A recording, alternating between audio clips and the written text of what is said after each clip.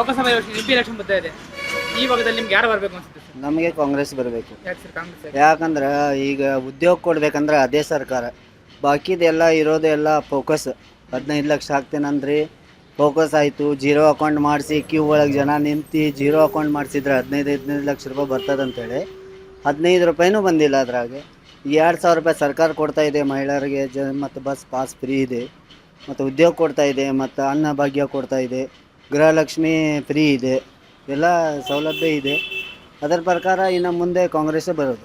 Sir ಈಗ ಕಾಂಗ್ರೆಸ್ ಅಂಜಲಿ ನಿಂಬಾಳ್ಕರ್ ಅಂದ್ಕೊಂಡಿದ್ದಾರೆ, ಹೌದೌದು. BJP ಕಡೆ ಕಾಗೇರಿ ಅಂದ್ಕೊಂಡಿದ್ದಾರೆ. ಇವರಿಬ್ಬರಲ್ಲಿ ಯಾರು ಬರ್ಬೋದು? 4 ಬಾರಿ ಅಂಜಲಿ ನಿಂಬಾಳ್ಕರ್ ಶಾಸಕಿ ಇವಾಗ MP ಎಲೆಕ್ಷನ್ ಗೆಲ್ತಾರಂಥೇಳಿ ನಮ್ಗೆ ವಿಶ್ವಾಸ ಇದೆ.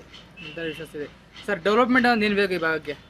ಡೆವಲಪ್ಮೆಂಟ್ ನಮಗೇನಿಲ್ಲ, ಉದ್ಯೋಗದ ಒಂದು ಯಾವುದರ ನೀರಿನ ಫ್ಯಾಕ್ಟ್ರಿ ಅದು ಇದು ಬೇಕು. ಮತ್ತೆಂತ ಇಲ್ಲ, ಒಂದು ಫ್ಯಾಕ್ಟ್ರಿ ಇದೆ ನಮಗೆ. ಉದ್ಯೋಗ ಅಂದರೆ ಒಂದು ನೀರಿನ ಫ್ಯಾಕ್ಟ್ರಿ, ನೀರೇನು ಕಡಿಮೆ ಇಲ್ಲ ನಮ್ಮ ದಾಂಡೇಲಿ ಉದ್ಯೋಗಿಗೆ.